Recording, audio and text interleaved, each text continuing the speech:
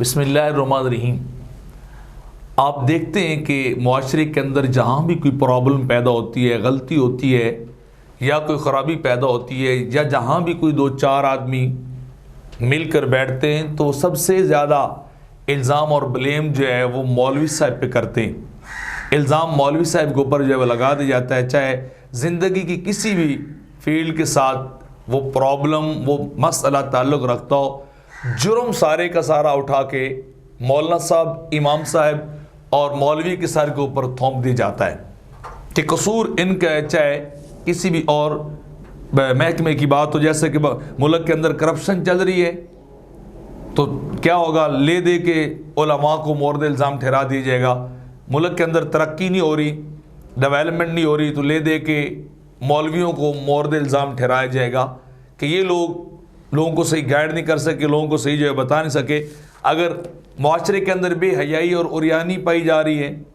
غلط کام ہو رہے ہیں تو جرم وار، ذمہ وار علماء اور مولوی ہو جائیں گے۔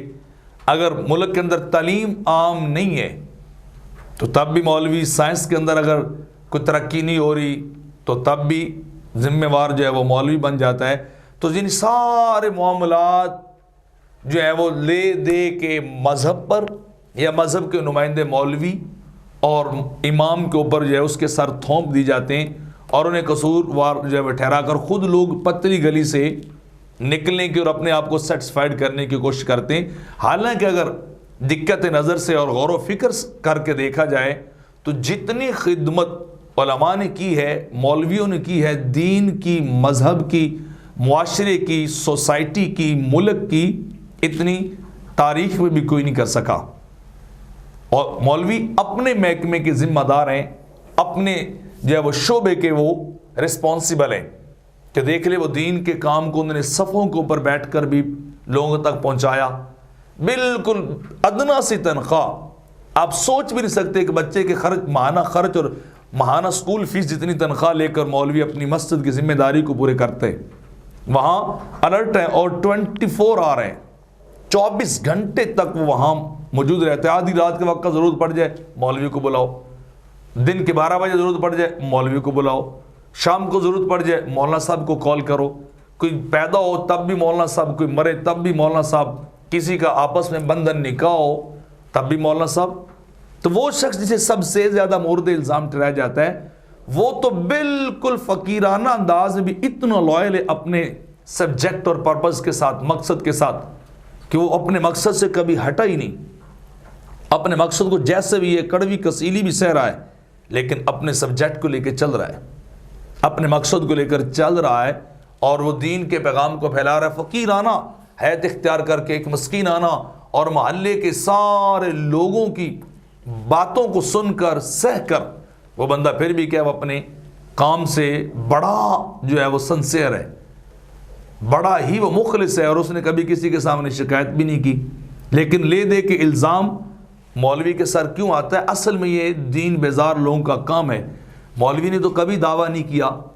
کہ ہم سائنٹسٹ پیدا کر رہے ہیں، وہ تو علماء کو پیدا کر رہے ہیں،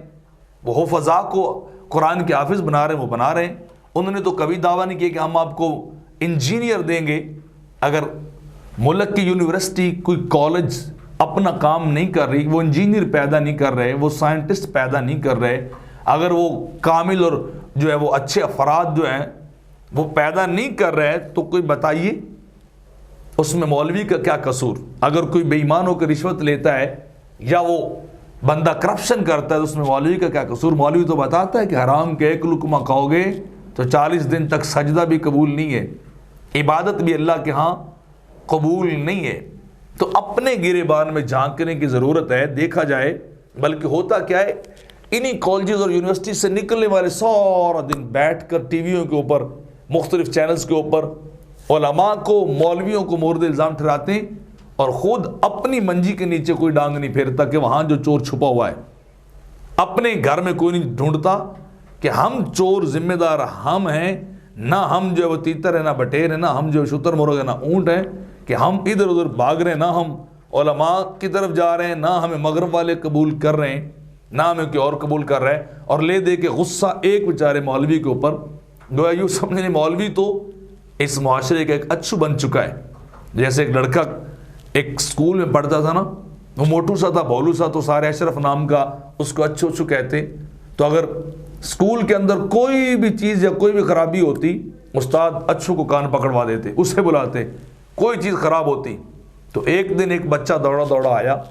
اور اس نے آ کے کہا استاد جی باہر 2 بسوں کا ایکسیڈنٹ ہو گیا، کچھ لوگ مر گئے اور کچھ زخمی ہو گئے. اچھو بیچارہ کلاس میں بیٹھا تھا، اس نے جیسے سنا وہ اٹھا اور اس نے کان پکڑ لی، مرغا بن گیا. استاد کو بڑا غصہ آیا، اس نے 2 ڈنڈے لگائے اور کہا ہے باہر لوگ مار رہے ہیں اور تجھے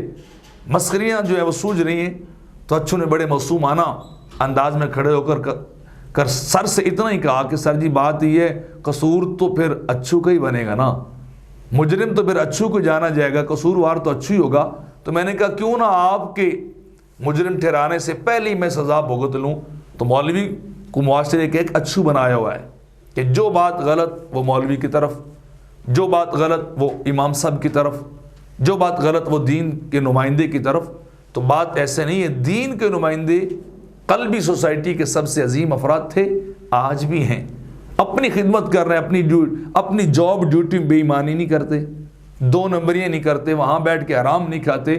رشوت نہیں لیتے، حلال طیب رزق کھا کے بالکل تھوڑا سا لے کر معاشرے میں پھر بھی دین کا کام کر رہے ہیں اور دین کو زندہ رکھے ہوئے ہیں، اور اللہ اور اس کے رسول کے پسندیدہ افراد اور کامیاب ترین لوگ ہیں.